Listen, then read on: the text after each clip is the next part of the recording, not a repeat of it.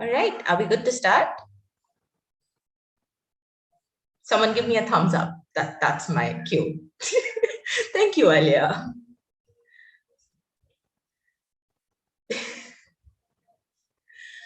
Okay, so hello, namaskar, konnichiwa, privet, salamat, ni hao, assalamu alaikum, annyeong.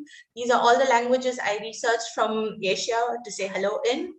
My name is Hina, and I am part of the PanACEa team. PanACEa is the first conference in progress. PanACEa is the first such conference that examines the intersections of asexuality and Asian identities.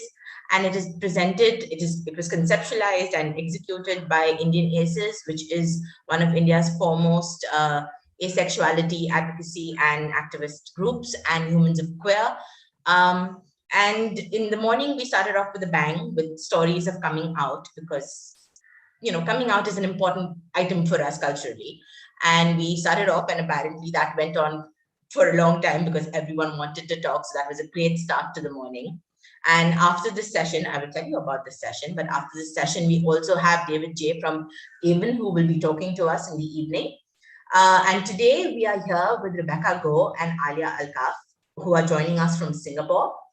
And did I introduce myself? I'm Hina. My pronouns are she and her, and I am part of the PanACEa team. I think I said that.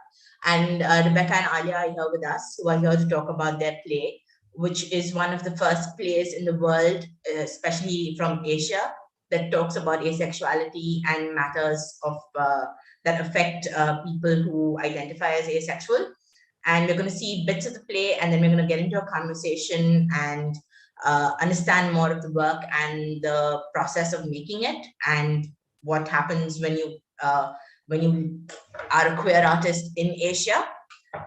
So without much further ado, I am going to hand it over to Rebecca and Alia to introduce themselves quickly before we go into the video.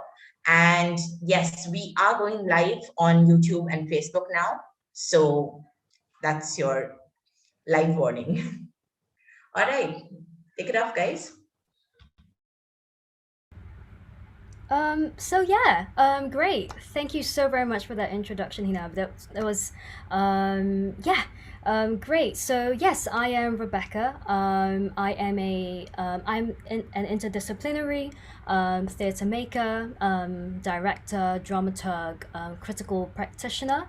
That's what I do. And my pronouns are they them. And yeah, I directed this play called Parthenogenesis with my very wonderful performer, Alia, who would be appearing soon with me. So yeah, that's about me really, just to keep it really short. So yeah, that's me. Alia, do you wanna? Yeah, thanks, Rebecca. Yeah, so hi everyone, my name's Alia. I'm currently a student in university, but on the side, I do some work with independent theater. I do a bit of film as well, and like my past experience was a bit in TV too. Yeah, so usually what I like to explore is identity and culture a bit more personally. And yeah, so for this play, I was the performer, headed by Rebecca. Yeah, that's all from me. Thank you. That's lovely. Hey, my pronouns are she, they. Sorry. Yes, thank you. Yes. So that's lovely. We have a short introduction. We'll be getting more into Alia and Rebecca's work after watching the clip. So this is a play that they created last year, right? Yes, so I think it's been years in the making actually. I think I've had the idea of staging something related to my lived experiences as an asexual person since 2019.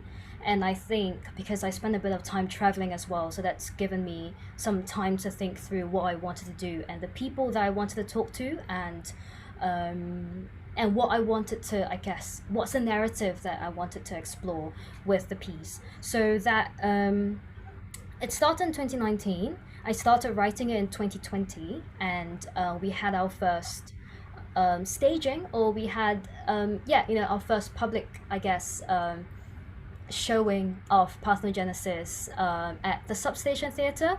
Wonderful place, a wonderful independent theatre that gave us the opportunity to basically have the space to develop and have the space to stage it in their theatre. That was in September 2020, and we were invited back to stage it again for March 2021. So that was wonderful.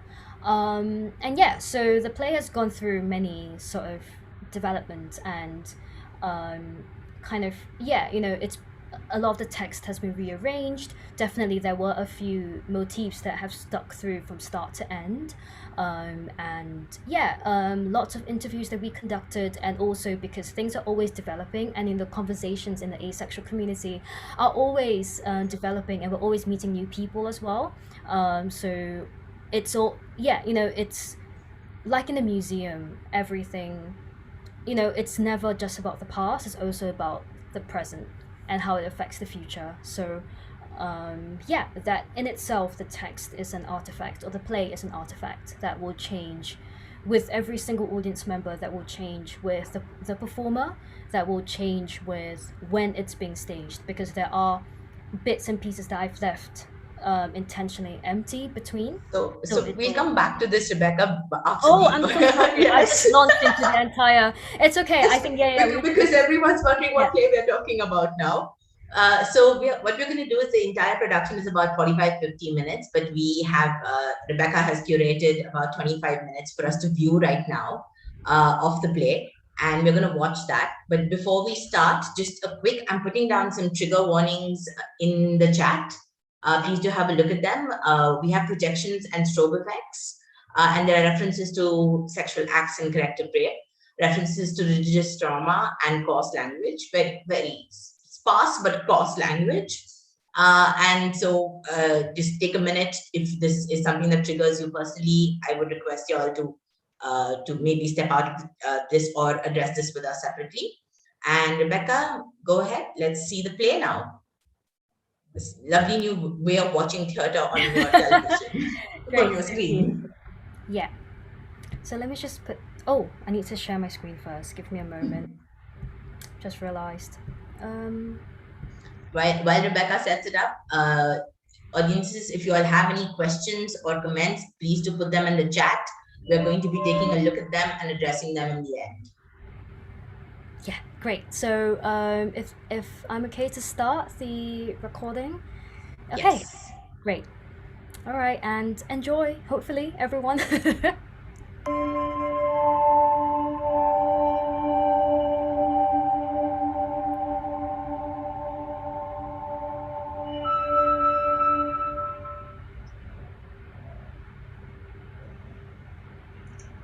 Why are you here? What are you looking for coming to this? I would just like to say that it is extremely brave of you to admit there might be something that needs correcting, and for you to say, right, today is the day I'm going to do something about it. Now that really takes a lot of courage, so please pat yourselves on the back. I know many of you are struggling with questions such as, why do I feel this way? And why can't I just be normal? But remember that this is a safe space, and the mode of treatment that we will be using has been tried and tested for many centuries. Now, it is important to stress that this is okay. It's a phase of life that most of us go through. Wanting to have sex, that in itself is not a bad thing at all. It's okay to want sexual intimacy. It's okay to have desire for a stranger. It's okay to want to love someone. There's no need to hate yourself because you can't stop thinking about how good it would feel with the person that you just followed on Instagram. However, we have to remember that this is not normal. Your body was born with uses other than sexual ones. Your genitalia has diverse functions. Lust can be controlled. You have to be honest and ask yourself if this is some online trend you're subconsciously following. or they might be due to some past trauma. If so, you came to the right place. Anything can be fixed, and it's going to be just perfect. It's going to be perfect. I've arranged everything and everything is in its place. It's dark. I've switched off the lights. There's a full moon out. A scented candle. It's arrived today and I've washed it. New batteries. It's going to be perfect.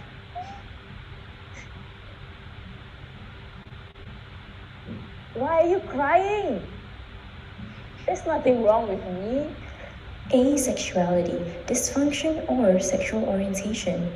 It was defined as a disorder. Psychiatric diagnosis defined as low sexual desire accompanied by marked distress or interpersonal difficulties. As a minus involving a lack of sexual attraction, deficient sexual desire, or deviation from the normal.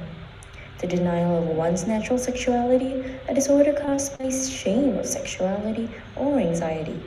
A state of low sexual fantasy, a sexual orientation based on lack, repression of desire. So which one is it? You mean like amoebas? You must have just gotten out of a bad relationship. You haven't found the right person yet. Are you sure? You'll grow out of it. You must have been abused as a kid. You should experiment more. That's not real because everyone's like that. You are all sick. You hate men. You're such a terminal kid. You're using too much social media and it's giving you ideas. It must be because of your religious background. How are you going to have children? How would you like to paint? Thank you all for staying with us. We tend to lose people as we go.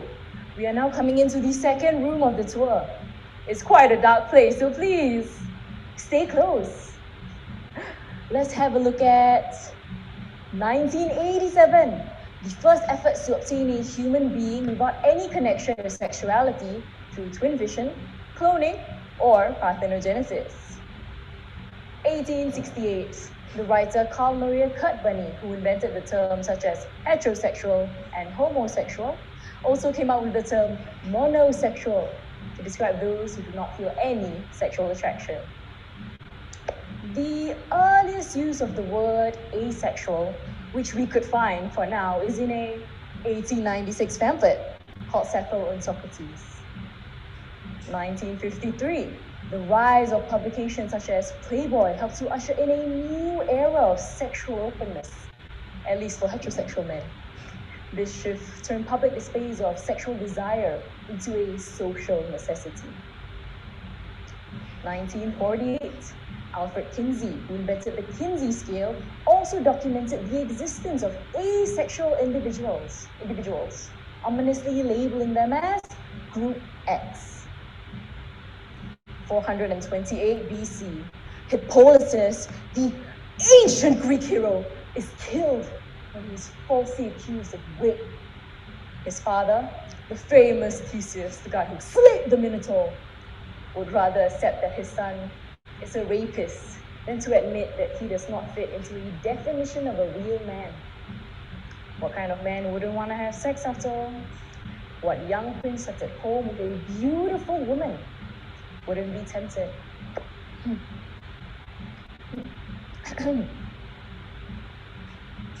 Asexual people are considered contrary to the moral law, as they are in direct opposition to the dignity of both human procreation and of the conjugal union. 1918. In 1971, a magazine published what it intended to be a parody article entitled "Asexuals Have Problems Too." Do you know what it's like to grow up in a society polluted with sex? At every turn, the asexual is assaulted with fucking and sucking in books, movies, and newspapers. I'm an educated man, but the last movie I was able to enjoy was The 101 Dalmatians. Yeah, it's a hell of you. Y'all wouldn't understand anyway. My hatred and contempt for them heteros and them homos runs so deep that I ought to fuck every single one of you. Tragedy is that such a desire is not within my realm. Oof. In 1981, a woman named Catherine Cavoli wrote a letter to the feminist newspaper, Heresies. She thanked them for their recent issue, but also added, I felt a bit left out. Of all the points of views represented, there was not one that I could identify with wholeheartedly.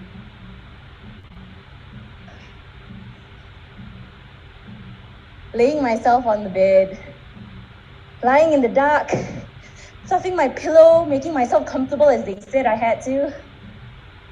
But I can't breathe. Taking it slow, easy. They said it would hurt the first time. My eyes are shut wide open. It all goes south. My hand is itching to get started. But I want it. Don't I? What have I got to lose? It's going to be perfect. It's a new treatment that will help you relax. It has worked for some people. How would you like to pay?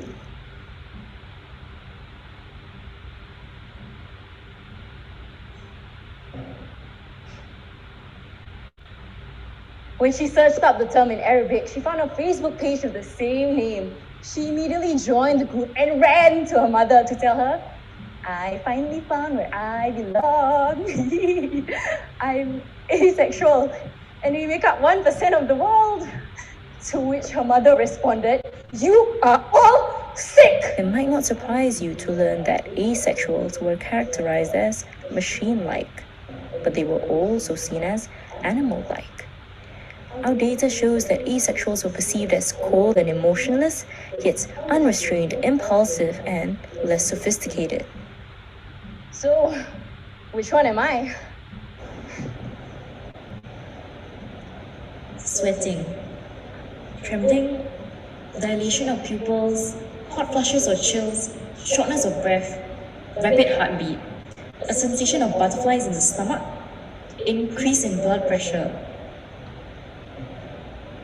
fear or arousal. Thinking of them undressed, touching, rubbing, stroking, but her arm is starting to burn and it's starting to hurt and it's nothing like what she's supposed to feel. What she's told she will remember the grief early on. She knows that platonic relationships will never be important as romantic and sexual ones. Her friends will leave her. She has never fit in school, drinking, games, or truth or dare. Maybe she just needs to try harder. Maybe I'm just not relaxed enough. I switched the pillow. Isn't romantic enough? Too warm. I opened the door, blew the candle out, and doubt. All I can see are moon fingers, and it lingers across the walls and the bed sheets. I felt a wind, and I could just breathe. Sweating, trembling, dilation of pupils, hot flushes or chills, shortness of breath, rapid heartbeat, a sensation of butterflies in the stomach, increase in blood pressure, fear or arousal. Papa, I'm asexual. Always have been.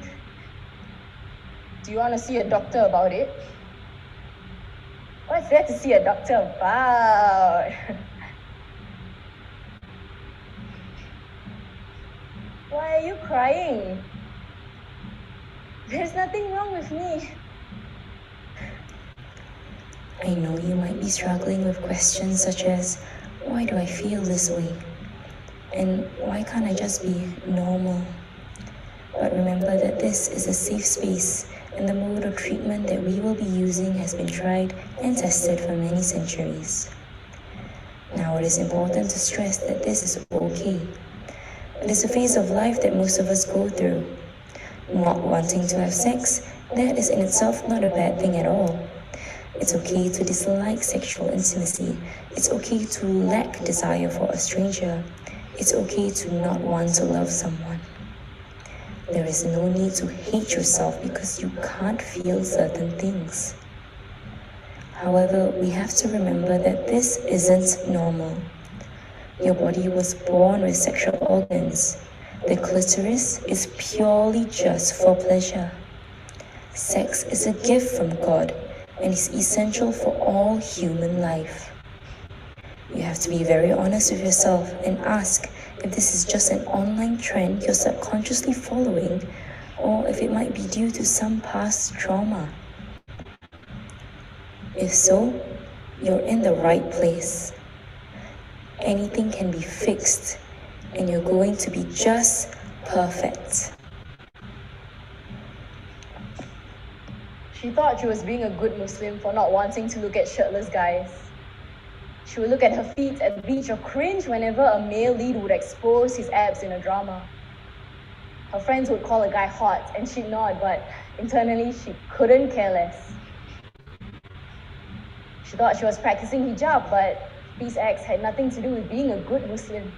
The sexologist Alfred Kinsey, who invented the Kinsey scale, documented the existence of this particular group, ominously labeling them as Group X. She reasoned that it was better for them, that they should be with someone better, and better meant someone not complicated, not asexual, not her. They also pathologized Group X by rendering them more secretive, dysfunctional, worse off psychologically, and general lowness. In every museum, labels are important. They give all of your visitors a better understanding of what they're seeing. They are the key to unlocking the door to an artifact. So you really need to consider what you're putting on your label, because these labels, captions, they have another name as well. Sometimes we call them tombstones. Fear or arousal? Definitely not one of us. Like, is this your first time playing? You're trying too hard, always trying to sneak around like it's nothing, forcing your way in, but we've sussed you out. I am innocent. You are the imposter. I An am. imposter? I think there might be more of them around. I am innocent. The imposter among us. Something's just not I right. am. You still think you're an imposter though. I am innocent. I am. I am.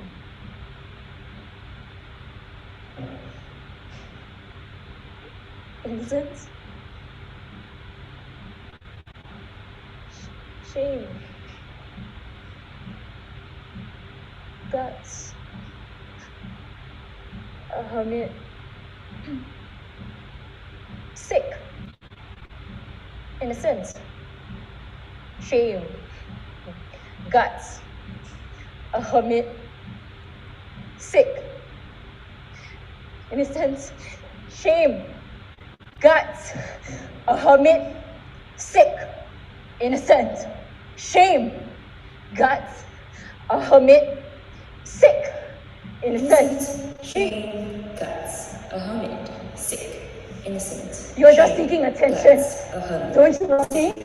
Who would invest time and effort into a relationship that isn't going to get them any sex? Real men are always up for it. Better men, someone not complicated, not asexual, not binary fission, but identity propagation, formation, fragmentation, parthenogenesis, information, internal embryo. You're supposed to feel what I'm told. How much stand here invisible and intact, while others out there being torn apart or being more whole than I am. I just need to try harder. 100 milligrams, 500 grams, 1 holy book, 5 times a day, and then X number of hours a reduction to the Bible, because I mentioned I'm empty, white noise, my father's favorite, imposter's voice. I'm writing invisible ink, I can't find myself. I'm stressed, this tell abomination, a shame disorder. I'm waving my flag too, I'm marching. I'm an exhibit in a tiny museum, my lifetime of hiding and thinking, tearing yourself apart, rain and teen, and canvas too bright, for those who like to see the feeling of not being gay enough to qualify. How would you like to pay?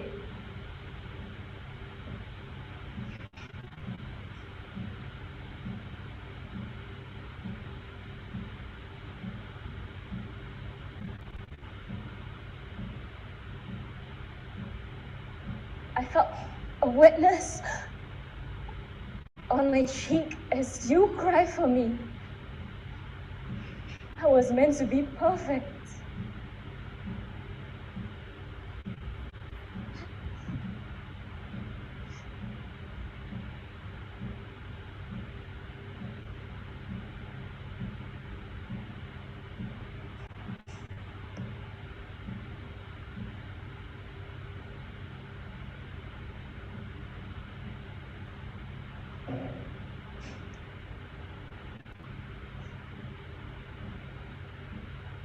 Who loves me?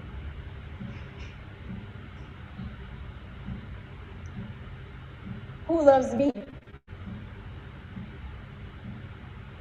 Who loves me? Who loves me? Who loves me? Who loves me? Who loves me? Who loves me? Who loves me? Who loves me? Who loves me? Who loves me? Who loves me? Who loves me?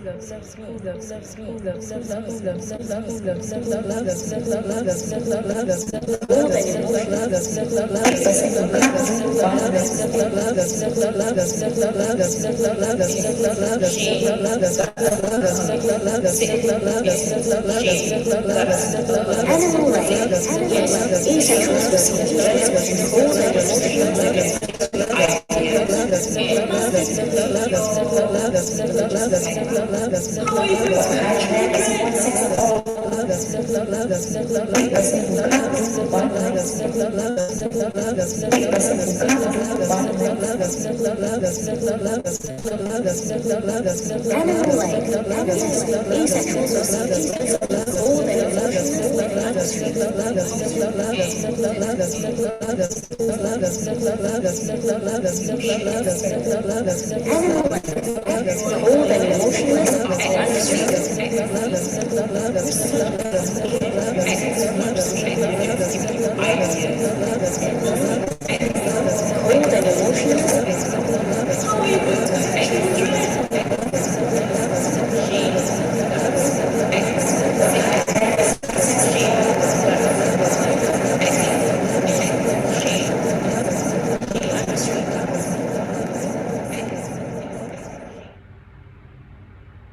The moles on my body, I wish it were pretty like constellations.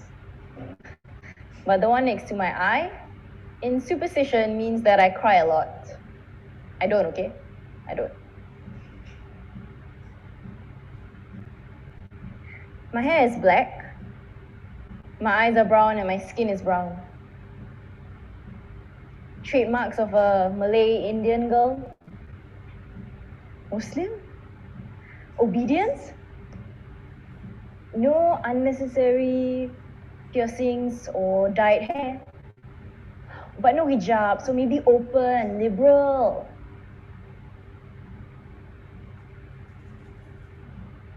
I have quite a bit of hair on my chest, nipple area.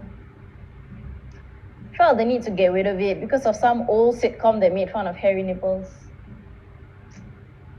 I have a bit of hair on my tummy too. Wanted to get rid of them too. Why do I feel the need to be hairless? My Indian roots are fine, thank you very much. They define me by the absence, by the negative. But we existed long before you knew who we were. It's in the ligatures of my genetic signature. I was born whole. I have my own key to the door, and it's been passed down to me by those who have been here before. I am Arab, Indian, Malay, hardworking, creative, a storyteller, a listener, a homebody, calm, empathetic, understanding, a writer, a videographer, an editor, a daughter, a sister, a friend, a partner. And I am messy.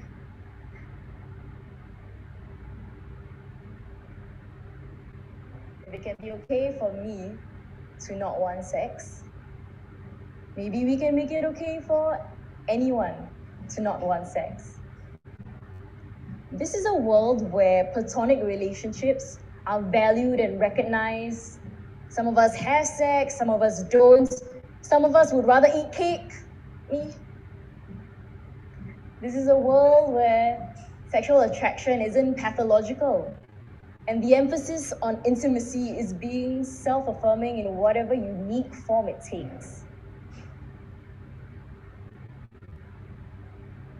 If it can be okay for me to be who I am, maybe we can make it okay for everyone to be.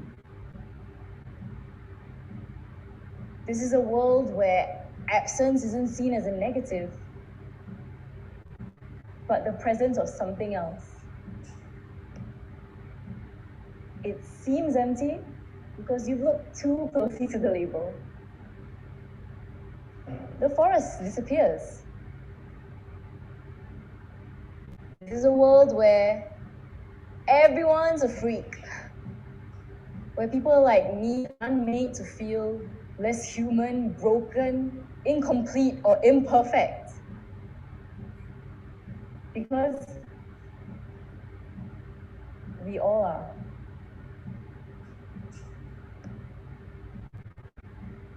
So, which one is it? Are you able to love every single one of us? Okay, speaking of similarities, there's something that we can all agree on. It's a universal question we have all asked ourselves. Why do dick pics exist? So I went home and I Googled ferociously and I cried every single time I read or watched something new about it, because almost everyone's experience resonated with my own. I spent most of my life trying to self-diagnose why I feel and react the way I do, and suddenly there's this exact word-for-word explanation for everything. It was honestly magic. One night I took to the internet. I don't remember the exact search terms I put in, but it was the first time I saw it. Asexuality. It fit. That was me. I cried. It wasn't exactly relief that I was feeling, because I remember a huge part of me thinking, why can't I just be normal? I remember how mind blown I was when he first explained it to me, and thinking like, yes, this is it. I'm not just some weirdo. I can't begin to describe the relief that I'm now feeling, that finally I can label what it is that is different about me. I can even begin to dream of finding someone who can understand. So I guess this is more of a question for you. Who loves me? Who loves me? Who loves me? Who loves me?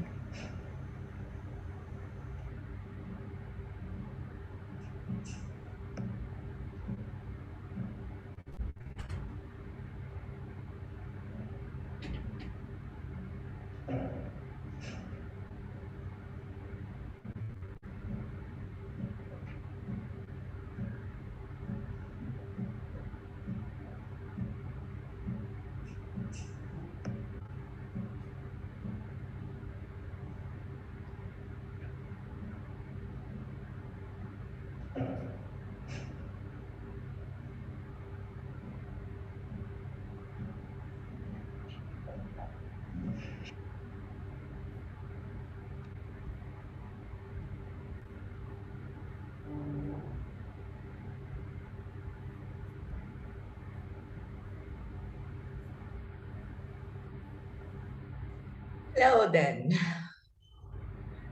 Wow, okay. I'm gonna take a second to process this, please. Wow, okay. Yes, please feel free to share your reactions in the chat. Wow. I think so I'm a theater maker, and I've watched plays and made plays, and it's been a while since something seemed like it was talking about me. It's been forever. So, I'm just going to process this for a second.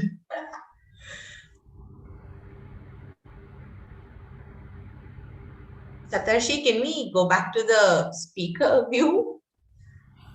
To remove the spotlight? Thank you.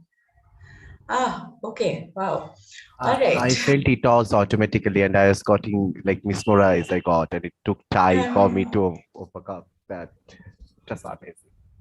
Yeah, I think, and I think we mentioned this when we were initially talking also, is that the lights and the visuals became almost like two extra characters playing with Alia on this. So maybe before we get into talking about the play, let's just take a step back and talk about you guys and perhaps the process that brought you to the point of creating this work. So Alia and Rebecca, I know it's not easy to talk about queer identities, especially within the Asian context. We have our rules and our patriarchy, but maybe we could talk about how you came to the journey of your queer selves, how you how did that interact with your artistic journey, and maybe we could just have you talk about that. Yeah, definitely. Maybe, Alia, do you want to go first? Sure. Okay. 1 second. Saptarshi, you'll have to spotlight Alia also.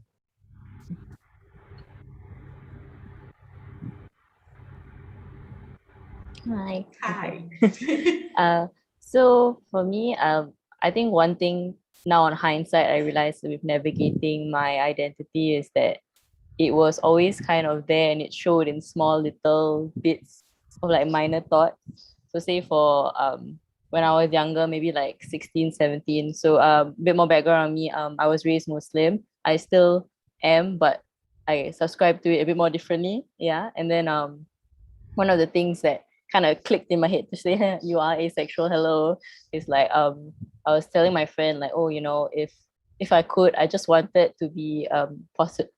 Back then I saw myself as cis, but now I'm agender. So like back then when I was like, oh yeah, if I was a wife, but then like my husband had a second wife, but we just only connected emotionally, and she was like, yeah, that's weird. That's not real. Then I was like, oh, okay, this is just me. And I was like, oh, okay. Then from there I kind of realized like when I found out about asexuality, and I was like, oh, this is me. This is who I am.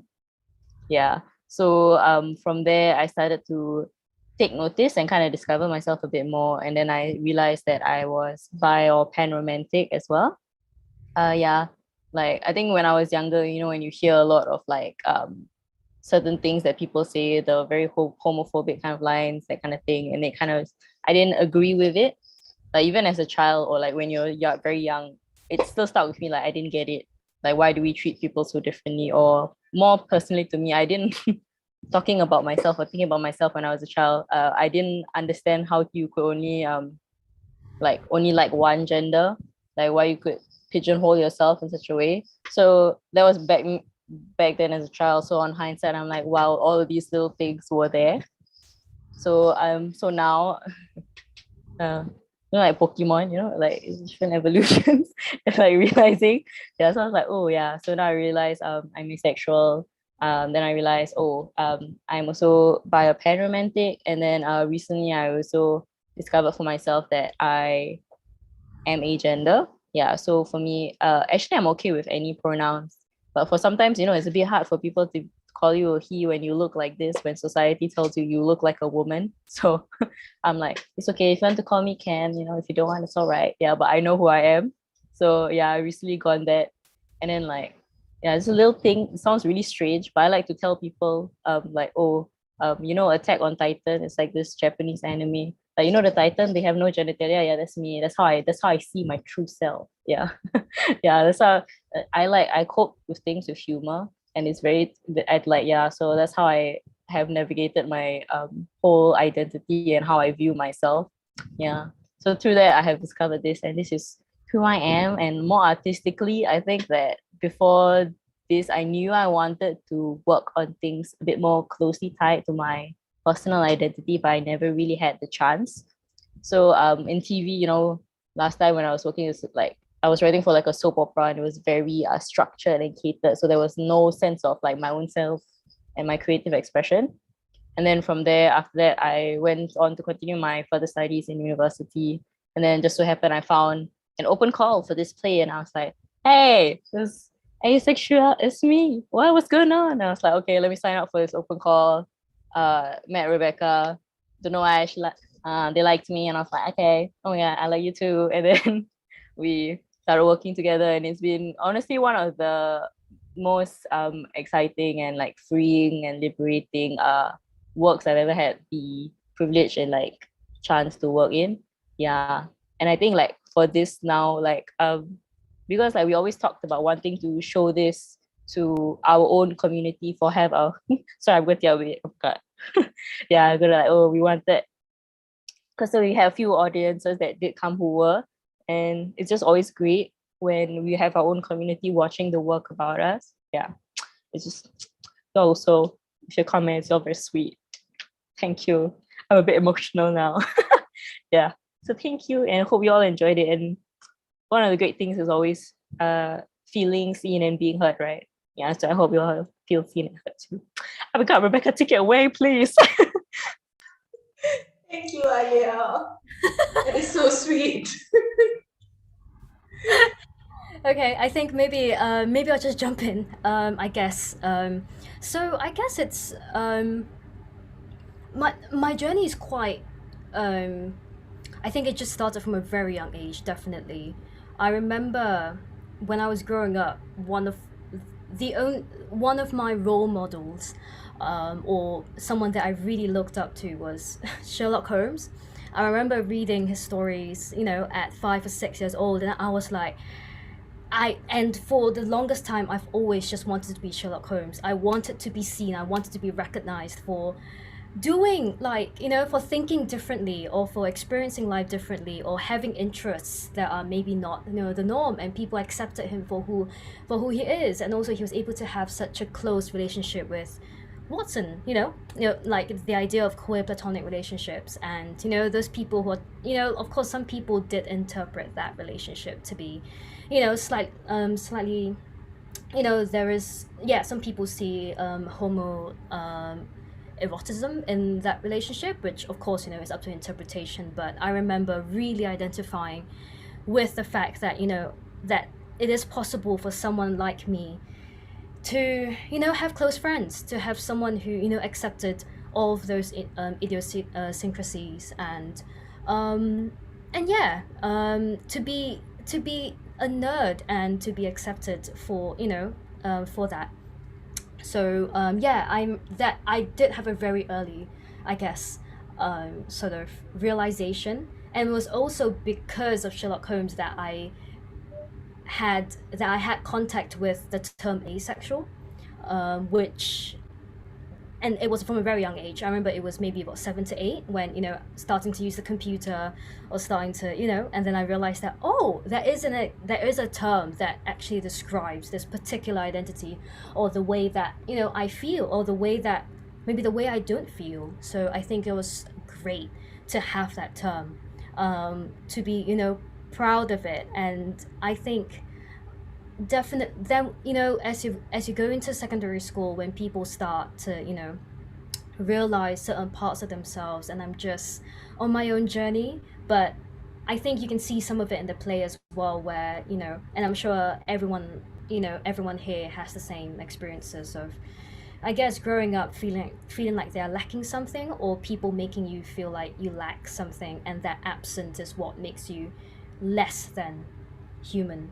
So this play, so my artistic practice has always been influenced by my belief that absence is a presence of something else, especially like true absence is hard to grasp. So our everyday sort of understanding of what absence is always a presence of something else. You're just missing out on that particular perspective. So definitely, especially in my work, I tend to focus on what's not being said, what's not there, rather than what's present. And the audience is very much not absent. Audience is very much present in my play as well, or in the work that I do. So yeah, so I guess it's that appreciation, I guess, of the idea of invisibility, the idea of yeah, basically uncovering what's hidden that has influenced my work. And I know that is because of my identity and the way I feel. So just to clarify, and also since Alia shared about being agender, so I'm I'm asexual, aromantic, and agender. So I really don't. So I really don't. I guess I don't experience quite a few, maybe some of the things that other people or other people from other communities have experienced, and I know that's made me feel that I've had to do my own work. That there's a lot of theatre out there, a lot of the media that don't really speak directly to me, and so there's always been this sense of I need to do my own work because no one else is going to talk about being this way, or no one's ever gonna represent that experience on stage or on screen. And I guess that sometimes you just have to pull yourself by the bootstraps and just make the work that you want to do, and with the ethos that you want to portray or that you want to advocate for. So sorry, I'm just reading the questions, and yeah, thank you for posting. Don't worry about the questions. We're gonna go all over. Yeah. Because I mean, it's good to have structure, but then it's also good to sometimes throw away that structure. Because I really want to dig into this idea of absence that you speak of, because honestly, how do you define the lack of something, right? And that's essentially the whole what the asexual identity is centered around. And this very, like in theater, they teach you that light must highlight action, right? So if the actor is doing something, the light must be on the actor, right? And most of this was darkness, but it didn't seem like absence. The darkness also felt like an integral part of the play. And I maybe wanted to just dig into how did this come about? What was the process of coming up with visuals, of coming up with the way this was done? Because there were audience members sitting. There was no stage and audience separation. They were in that little space. And you also mentioned that there was a museum and of artifacts that they interacted with at the end of it. So if you could just tell us a little bit more about this. Yeah, sure. And Alia, please feel free to jump in as well if I missed out anything or there's something that of any points of interest that you wanted to raise as well. So yeah, I think basically it was kind of what I was thinking about when I was sort of conceptualizing it, was it like a living museum. So I think the reason why I'm thinking of a museum as sort of like a metaphor that was constant throughout the entire performance or play was just basically, what do we exhibit? So I think some of the lines they were talking about, a lifetime of faking it, of hiding, being an imposter, so what exactly do we exhibit? And how do people interpret what you exhibit?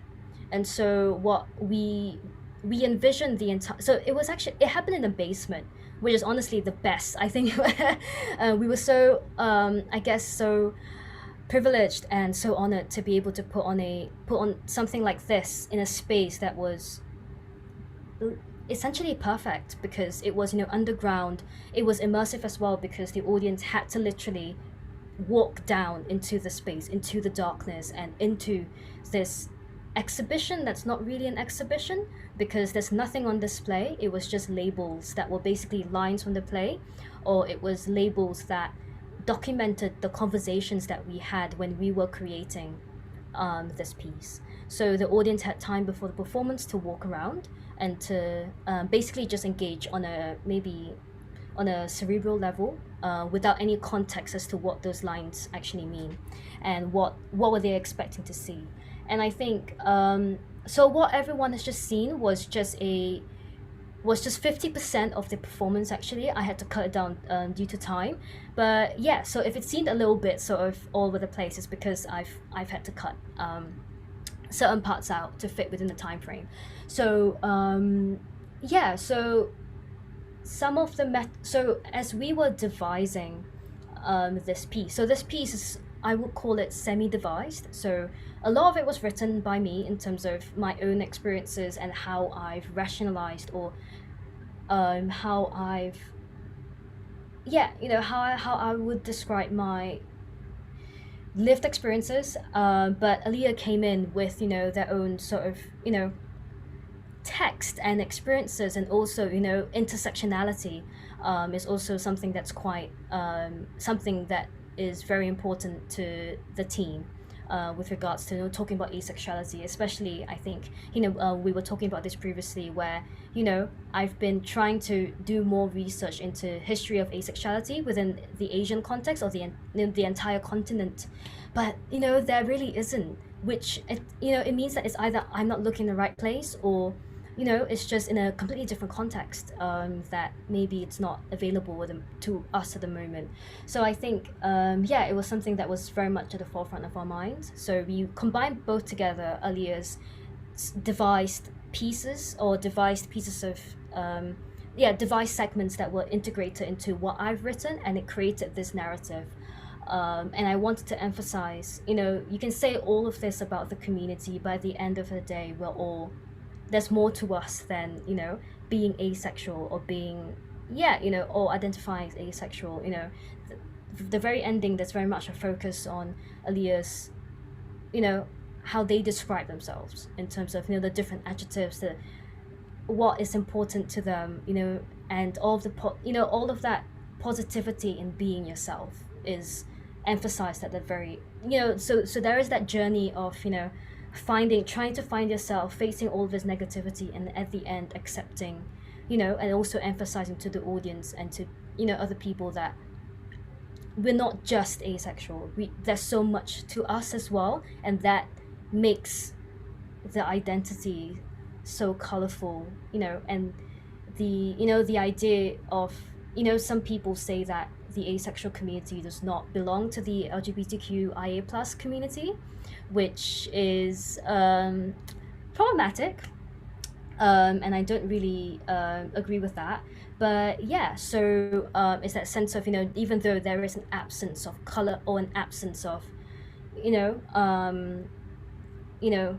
sexual attraction, but the color comes from so many other parts of our lives, and that's given us so much depth, and different experiences, or different ways of looking at the world. So so that's why all of these different metaphors were coming through, the idea of flowers, the idea of colors as well, because Alia had we were trying, so Alia had that white coat, which and that was a contrast to the vibrancy of the projections, which was designed by our amazing projection and video designer, Angel, who is just amazing. And I think she really understood how to, I guess, juxtapose those images with the text, and also to tease out those different metaphors as well. So I think she experimented with different flowers, she experimented with X-rays, and experimented with different Scenography videos. I Sorry? think by the end of it, the scenography videos by the end of it. Yeah, and so there was even an ultrasound as well that she found, and she was able ultrasound. draw all these different metaphors of life, metaphors of color, of beauty, and juxtaposing that with what we were talking about, the idea of rebirth, the idea of finding yourself, the idea of beauty, or being loved, basically. So so I guess that's the basis of the play. And then at the end, audience members were able to just pick up a pen and just write whatever they've seen, or what they see in front of them when they look at this particular label. And we've had some amazing responses. I think people were drawing whales for some reason. Remind me earlier, I wasn't sure the running, like there was an inside joke I think that the audience members kind of developed, which was great as well, because that actually extended the conversation. And also some people were also interacting with what we've said through the labels as well, and they were illustrating, and they were there was a sense of community that we've created by the end of it. And I think there was one line that wasn't included in this kind of truncated version of the play, but a line that was in the play is, we're all on the same side of the door. So the idea, we talk about gatekeeping, or who's through the door, or who's given you the key to enter this particular room or this space. So I think we just want to emphasize that no matter how we identify, we're in this room together, we're experiencing something together, and we want to hear from you as well, not just as a spectator, but you're very much your own creator also in the play. And so that was the role that the audience was encouraged to take on as well, and to share with us what they thought. So so that's Parthenogenesis in a nutshell. And I think essentially the main tension that we want to explore was absence and presence, and and all of the gray areas in between, and also I think using virtual reality, which is my definition of projections, where you create this world where nothing is actually, nothing tangible, but you are still very much affected by the different colors, the different images that are being shown and being juxtaposed with the text, and also the movement that Alia devised as well. Very much a collaborative process.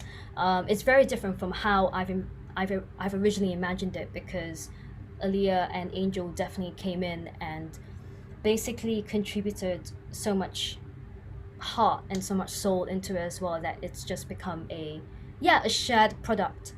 And it's not just it's not my text, it's everyone, it's everyone's effort, and the whole performance belongs to all three of us. I'm just going to jump in here in the interest of time. Sorry. No, don't worry about it. I wanted to get into, so you kind of mentioned the audience's response and leaving little doodles and comments on that. So this work was made in Singapore, right? And how did basically the cultural geography of the city of Asia support or interrupt the making of this work? And how was it received overall? I know that the play has done well, but that can mean a lot of different things. So how was it received, and how was it conceived in this environment, if that question makes sense? Yeah, so I do want to jump in, and I think something that's so interesting. So maybe I'll start from the wider sort of how the government perceives it, which I think Alia knows what I'm going to refer to. So basically in Singapore, you have to have each performance rated by a government agency. They'll give you an age rating no matter what your performance is about.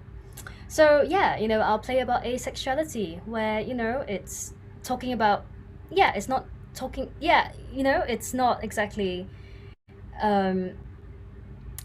salacious in any way, but we were given a R21, was it? It's R18, so the highest one for theatre is actually 18. Yeah. Oh, okay. So it's R18. Yeah, so and 18. I don't know the letter. I can't remember the letter. And and then we just took a picture of that rating, because to us it was just hilarious that was how they viewed, I guess, LGBTQIA plus identities. Only people above the age of 18 can come and appreciate or relate to the play, when we want to reach out to people who are not just 18 years old. We want to reach out to people who are still finding themselves. We want to reach out to people younger than that. So I guess that's how the system views work like this. And I guess, and please correct me if I'm wrong, Alia, I haven't been here for a very long time, but a lot of the work that I see here, a lot of the queer work that I see is very much, I guess, not in a bad way at all, but it's really focused on, I guess, the first two letters of the acronym. Yeah, very much like majority of the queer work that's on, that's like mainstream, or that's visible, is LG. Yeah, even I don't really see any work about bisexuality or even transgender experiences. And we are right at the back of the acronym, the most common acronym. So if you think about all the visibility towards, it's really non-existent, in my opinion. So yeah, it's been interesting putting on this work because we've also had to it's a lot of people's, I guess, introduction into the world as well. There were many inside jokes about food and about yeah, preferring food over sex any time of the day. I made note of those lines. Yeah. Some people just prefer cake. Yes.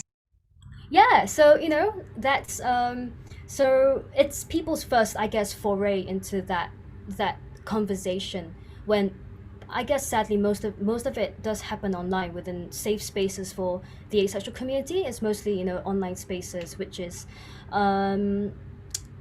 yeah, quite sad. Mentioned Tumblr kid. Yeah, Or exactly. Tumblr itself. Yeah.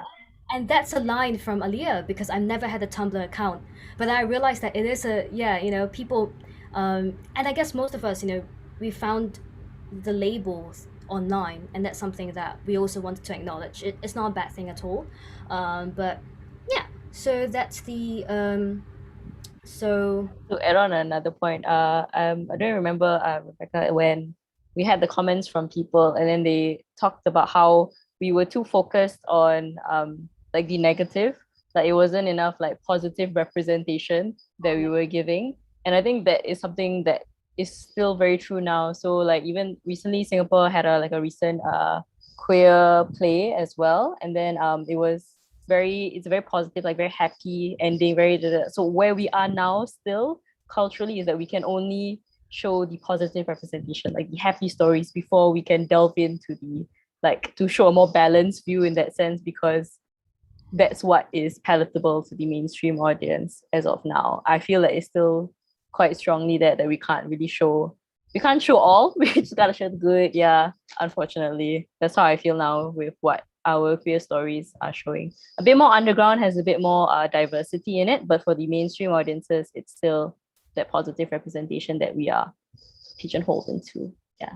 Yeah, and it's not just Singapore. I think globally, there's a sense people don't actually realize, that the A's, people say that we don't belong to the queer community because we don't receive enough discrimination, or we don't have enough oppression to classify us as part of that community.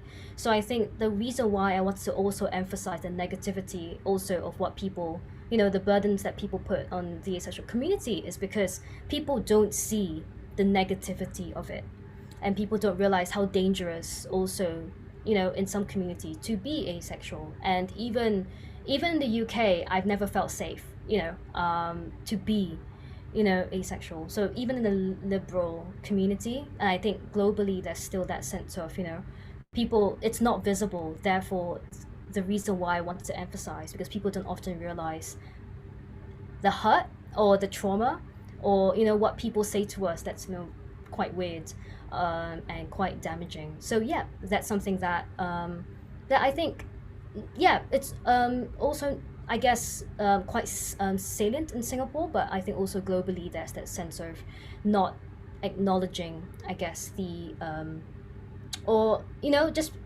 the community is always seen as invisible, right? So we wanted to make that those experiences visible as well, and it's not just sugarcoating it, yeah. I think that is a truth, that the fact that you kind of, there's nothing, if you want to claim that there's nothing wrong with you, stop saying there's things wrong with you. It's that dichotomy that always exists. I want to encourage the audiences, if you all have questions, please put them in the chat. And the last one that I'm going to move into, I don't think we've got a question yet, but Saptarshi's been reminding us. So the last one I want to get into, from at least from our end, is where your individual journeys are going as artists, as queer artists, and what's next? What work is coming up next?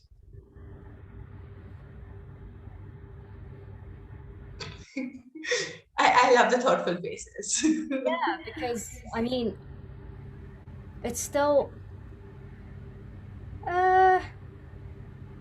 Ooh, okay, Alia, you might have to go first. I'm so sorry.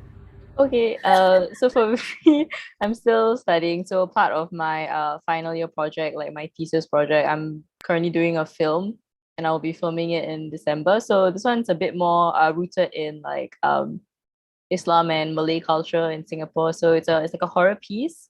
So we have our own like versions of like the jilted woman or the scorned woman that comes and takes revenge. So ours is called like Pontianas, and like that's the Malay. So there's the Indonesian version as well, the Kuntilana, and the Thai version as well. It all differs a little bit, but at the crux of it is a woman that has been wronged by a man that comes back. Yeah. So I'm kind of doing a subversion of it. So it once again ties into like me discovering how society and like in particular like religion and culture views certain conventions, i.e. this one like women, and how it's been going through, I guess, historically, like, oh, blame women for promiscuity, and yeah, and how like, so it's a bit more feminist take on that. So now I've written the script for it, and I'm gonna film it and then send it out to the film festivals. Yeah, but for theater work, I might be working with some friends on some things. It's always this case of COVID really just tiring everybody out, unfortunately. Yeah, but that's why I'm in Rebecca. So yeah, and I guess thinking about the future and something that I did. So basically, my entire practice, I guess, is also about the body and about movement as well. That's definitely a research interest of mine. Parthenogenesis was the excavation of the body as part of identity, and even as asexual individuals, we also have those, we have memories in the body, and there are expectations of our body that we also have to grapple with and navigate. So I guess, so my next project is really about using sound to uncover what's beneath the skin, basically, if I can just summarize. So I'll be working with amazing sound artists. I'll be working with some performers as well to think about how sound can be used to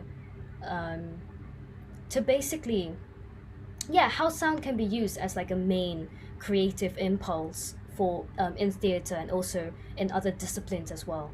So it's not just like music, it's also talking about sound, as in like atonal sounds, the scientific study of sounds, acoustics as well. So vibrations, resonance, even the way we hear, it's a little seismograph as well. So the way that we also the way we internalize sound is also the way that we internalize memories and the way that we internalize emotions, and and those, I guess, tactile memory as well. So yeah, that's something that I'm looking to experiment with next year. But yeah, very much influenced also by, I guess, being an asexual person, about memories in the body, because I'm very much connected to my body because of all of these different experiences and narratives as well. So yeah. I think we have one question that asks where we can follow your work. So if one of you could just quickly put the From a Basement website up there. Yeah, sure. Let me just try and find it. Oh, thank you. But that's such an nice question. I just need to find the but yeah, no, but really, yeah, that'll be really lovely. Thank you. I'm only on Twitter and Facebook currently because I went on like a I don't want to be on Instagram anymore kind of cleanse. But yeah, sure, you can follow me there. I will possibly put up. I will put up a bit. Yeah. Oh, do Can you it. share your ID? Yeah. I totally forgot what is my name. Give me 1 second. Wait. You can go first while I try and find. How is it? I'm so embarrassed. I don't remember my word. Twitter name. It's okay, we need to remember it. Oh yes, it is. Okay. It's like a little joke. because in like Malay, Halia means ginger. So whenever I tell people my name, they're like, "Oh, like ginger tea," and I'm like, "Haha, yeah, it's yeah." A lot of pickup lines as well, and I'm like, "No, please stop talking." Yeah. Yeah. I'm very excited about this film that you're making. Yeah, I'm so excited too. I have a good team as well. So yeah, I'm very excited. Yeah. And I'm glad we'll get a chance to follow you guys and learn more about your work and maybe come back and talk more about other things. Yeah. And again, if there are any audience questions, please put them out. But for me, I think this has been such a fulfilling session, because even like the video, it kind of went from like this deadpan voice to like chaos, and then like an empathetic voice. And I think it kind of brought it home for me. And going from the question to who loves me being addressed to me as, and then the question being pushed out to now for you to answer. I think it made me feel good and bad. So I don't know the whole negative connotation, but like it reminded me of the bad times of this journey of being asexual, and everything else that goes along with it, but also brought it back home of, you kind of reach a place of resolution. So that was really wonderful. And thank you so much for sharing this work with us. Thank you so much for making it. Thank you so much for sharing it. Thank you so much for existing. I can keep going. I mean, thank you all for existing. I think something that I really love about being, asexual is the community that we have, even online or offline. I think there's, I'm never, like even online, all of the asexual communities, there's always this sense of, people always asking, am I asexual? Am I not? And the answer in the comments are always, we're here, if you decide to identify as asexual, you are more than welcome here. If you don't, you're also more than welcome here. And it's always there's this sense of people understand how fluid things are, and there's really not much gatekeeping in the asexual community. It's so accepting, it's so warm, and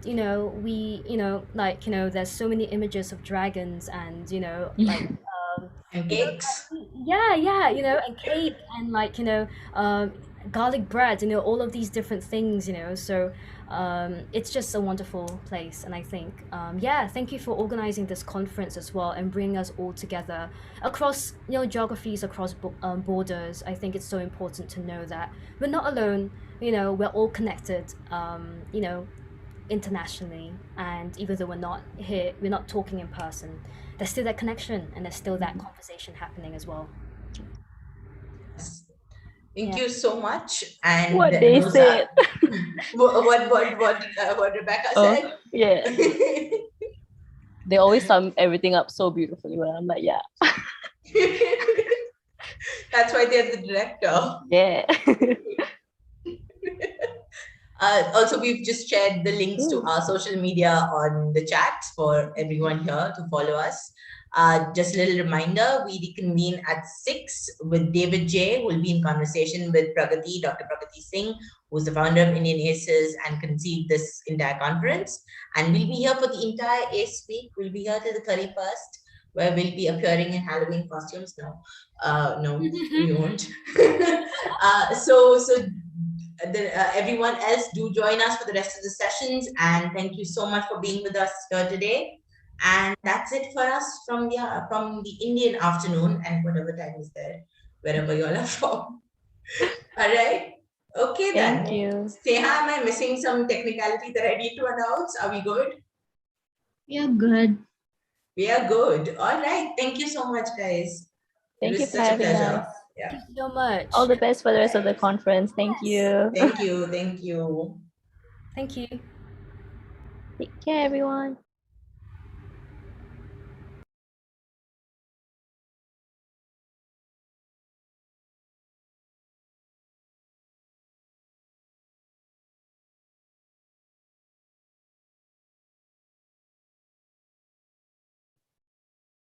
Pragati, you can stop the recording. Yes, I'm trying. My laptop is hanging.